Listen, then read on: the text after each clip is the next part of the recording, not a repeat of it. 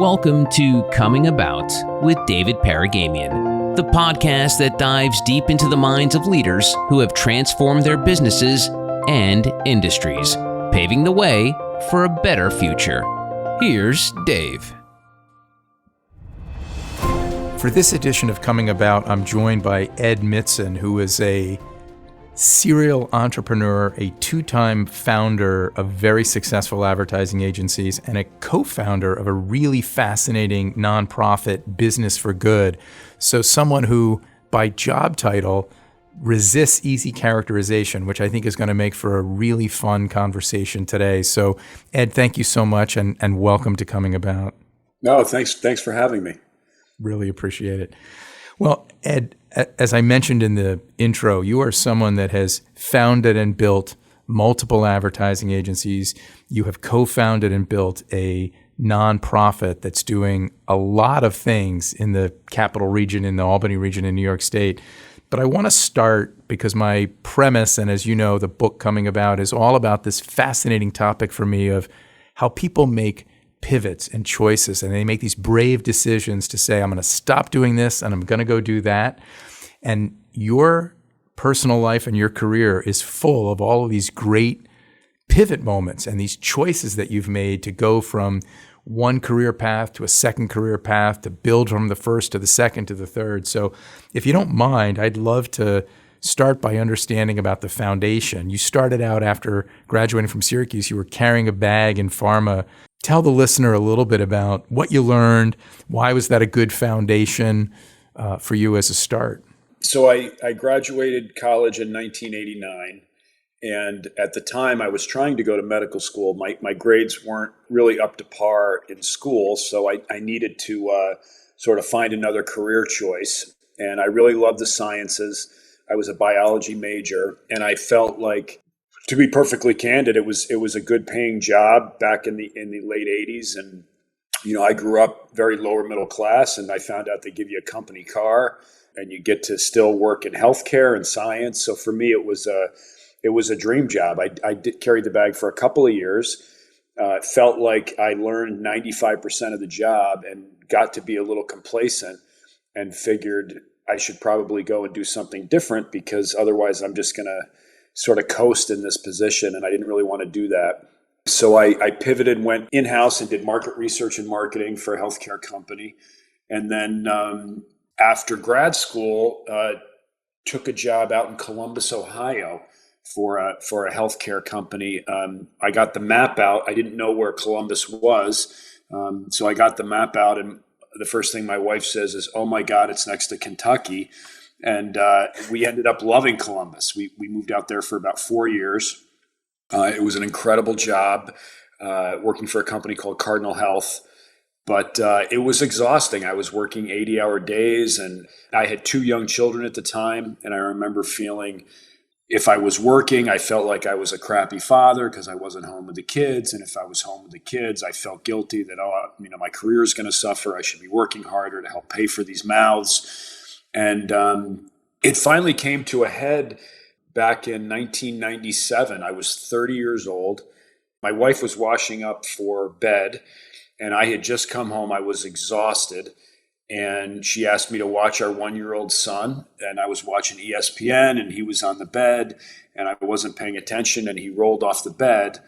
And fortunately, he was okay. But my wife came in, ready to tear me a new one, and my eyes filled up with water, and I said, I just can't do this anymore. And I resigned the next day, sort of like Cortez burning his ships. And that's when I decided to start my own business. Wow. Well, you're a great storyteller, Ed. I want to grab a couple threads.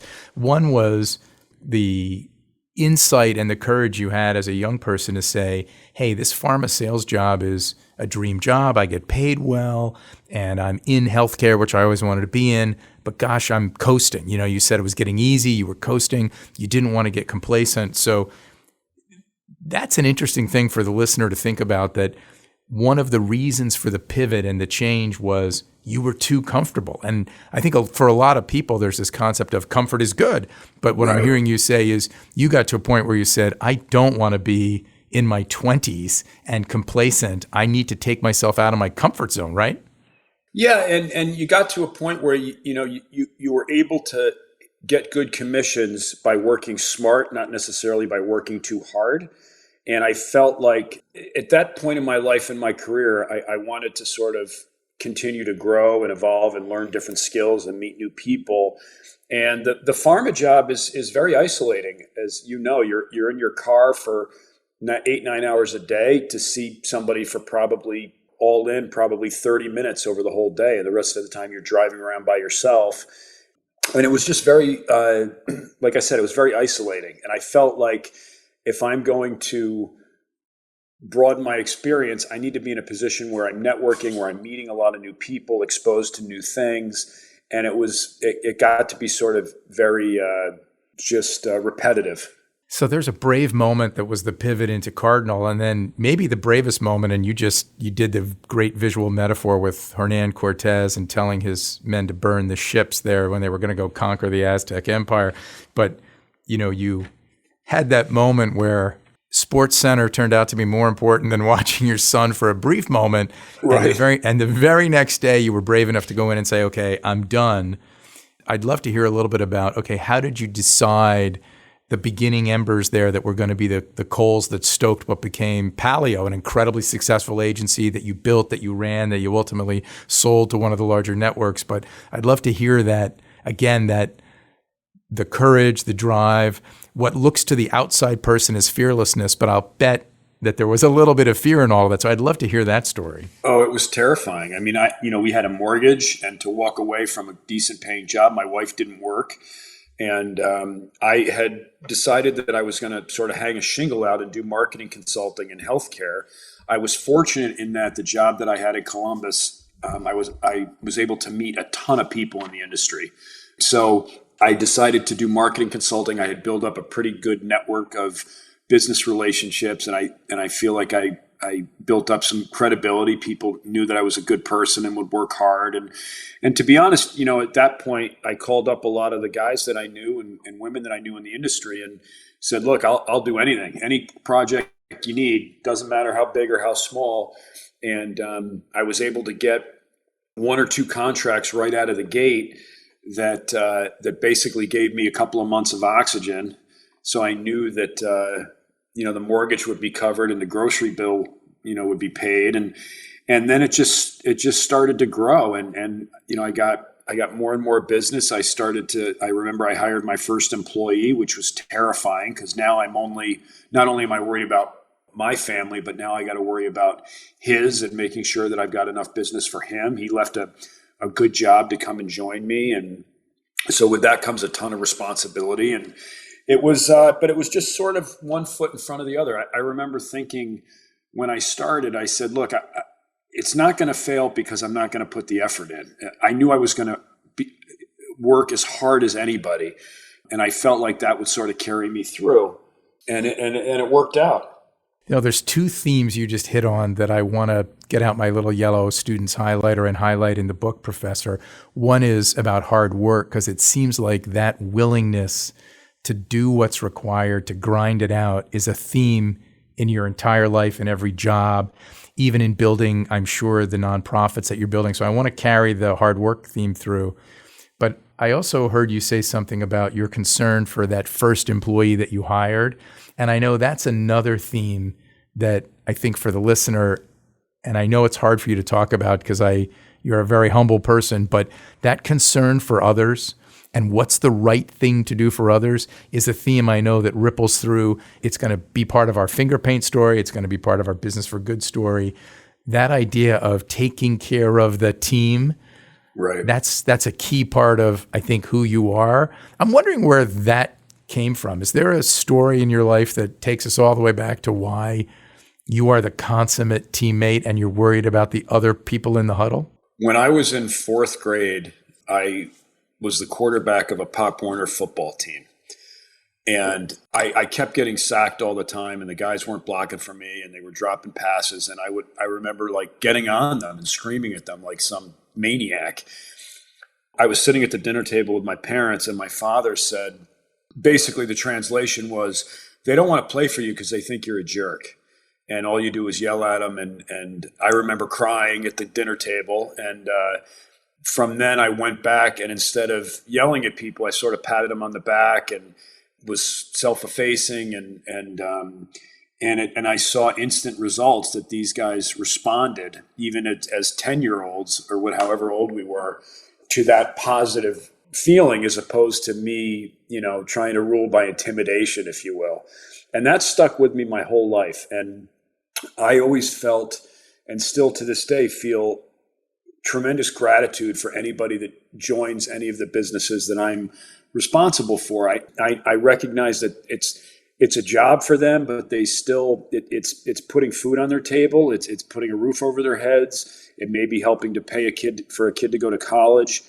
And I always felt like my responsibility was, if they gave me their very best and they were good people and treated others with respect, that I had a responsibility to make sure that they always had a home with me. And that was, I had to make sure that we had enough business coming in to keep everybody busy. But that feeling and that compassion for the folks that worked for me has been a real key to our successes over the years. People know that if I'm asking them to work harder or come in over a weekend, it's not so that I can go buy a boat. It's so that we can continue to pump more money back into the company, give people raises, good benefits, bonuses. And I just feel so appreciative of everybody that works. I mean, you and I have worked in the same industry for a long, long time. It's not for the faint of heart. The hours can be awful. The client demands can be insane. So you've got to try to make people feel appreciated and rewarded and have them know that you've got their back. My experience has shown that they'll work till their fingers bleed if they know that you're a good person and you're doing it for all the right reasons. Yeah, there's that famous Peter Drucker Business School line about culture eats strategy for breakfast. And right. And for me, my asterisk I'd append on that is it eats it for lunch and dinner too. I totally believe that, culture is everything, that the hard metrics, revenue and profit and client retention, all those things, they come from the soft metrics of getting the culture right. You've built two incredibly successful advertising agencies in our industry. The first, Paleo, that was sold to one of the holding companies. And, you're currently executive chairperson of the Fingerpaint Group, which is a very large, started as a single office, but has become a very large agency group with a diverse offering and offices in multiple states and including an office in the UK. I think it would be interesting for the listener to hear how that thread about caring for people has carried through at those companies. Yes, you run an advertising agency, you've got a P&L. Yes, you're pitching business, you're winning business, you're running a business. But I know that you've done some incredibly special things for taking care of your employees from a cultural perspective. And I think a lot of folks think that, well, great, if we put a free lunch in the cafeteria on Friday, if we set up a ping pong table, we've done culture. And to me, those are all the superficial trappings. It's like putting veneer on the walls. You've done some really deeply rooted things for culture in terms of a policy you have about whether you've fired people, a policy you've had on paying off student loan debt that folks had. I'd love to hear you talk about some of those things that are the deeply rooted parts of culture that have worked so well for your companies. Yeah. So I think there's a couple of levels of building a good culture. I think, obviously at the macro level, showing people that you're giving them great benefits, that, the pay is obviously good, that you're sharing in the financial success back with the staff that's making it possible. And then I always personally, because I was really experiencing the financial rewards of their work, my wife and I would look for ways to acknowledge people in very different ways. So we at one point paid about $4.5 million of student loan debt across the company. I think we had 125 people at the time that had student loan debt, and we were able to wipe out like 85 of those, and the rest had significantly lower debt than they had, the day before. And we've done things like that.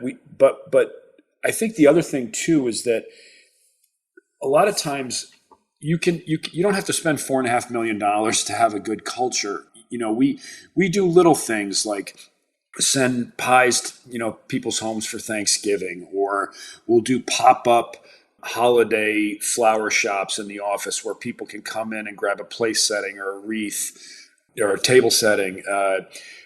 And we try to look for those little touches that show people that we care. And then the other thing too is teaching the managers that I can't legislate a good culture. It's got to come from them too. So, as we've gotten bigger, we now have almost 800 employees. I don't know that John Smith is a Rangers fan, but if he worked, above and beyond for a couple of weeks, that manager should feel empowered to get him a couple of Ranger tickets for a game. Or, it's short money. It's a couple of $100, but I have found that people will respond so positively to that versus, hey, here's another we spot bonus you $300, because it goes into paycheck and it ends up going for bills. I remember years ago, I had an account director who really was killing it, working really hard. We won a big pitch. And at lunch, I said, hey, we're going on a field trip. So she gets in my car and we drive over. She had she had been snowboarding and really loved it. So I went and we went to a ski shop and I bought her new snowboarding equipment on the spot. It was about $600. And I'm sure to this day, she probably remembers that.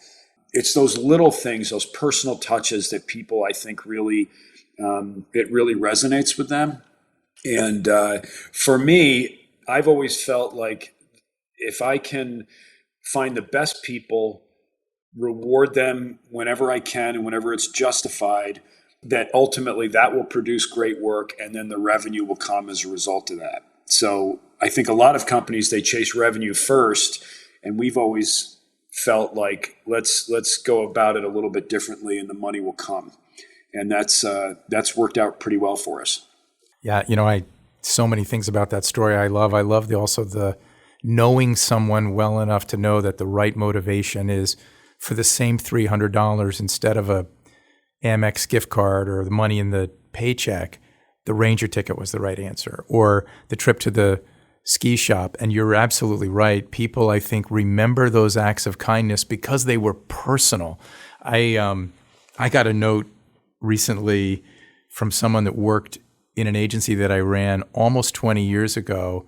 And she said, I was having a conversation at dinner with my husband the other night about the time when I was early in my career and I kept all of my dress shoes in a garbage can under my desk because I was in New York City and commuting in flats. And then when I had to go see the client, I'd put on a pair of the different shoes I had in the garbage can. And one night, the custodian crew mistakenly threw out all of her shoes. When I had heard the story a day or so later, I sought her out and said, look, here's a check. We're going to take you to the shoe store. Like, you go buy a handful of pair of shoes. And she said, I was retelling my husband that story because, in 20 something years of business, it has stuck with me. And I was humbled, but it connects for me in the same way that you're talking about, which is when you reward people in a way that's authentic and personal, that you really know them and you care about them, it pays itself back so much better than cash. I mean, I think the great learning in all of this story is that people don't really leave companies because the place next door offered them $5 more. They leave because the person that they are following, the leader that they have been asked, isn't really nurturing them in the way that clearly you've done at the two agencies you've built. You should write your second book on purely this. I know that there is a book called More Than a Number that is a great narrative of the early days of the Fingerpaint Group, but I think you are truly the PhD on this. Oh, I appreciate that. All right, don't go anywhere, Ed. We'll be right back. And in the next part of this fascinating conversation with Ed Mitzen, the brilliant mind behind the creation of the Fingerpaint Group, the best-selling author, and the visionary entrepreneur, Ed reveals how he and his wife Lisa have now made a major pivot and are focused on changing the world with their nonprofit organization. We started this foundation, Business for Good, with the idea that we were going to use business and entrepreneurship to show people in underserved communities that they can get up the income curve through business and starting their own companies or growing the businesses that they already had. This has been Coming About. We hope these conversations have left you feeling empowered and ready to take your organization to the next level. To speak with Dave about your business transformation or to learn more about Health Monitor Network, go to healthmonitornetwork.com.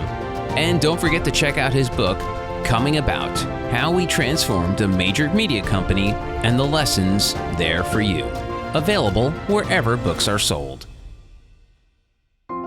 Coming About with David Paragamian is a production of Advantage Audio.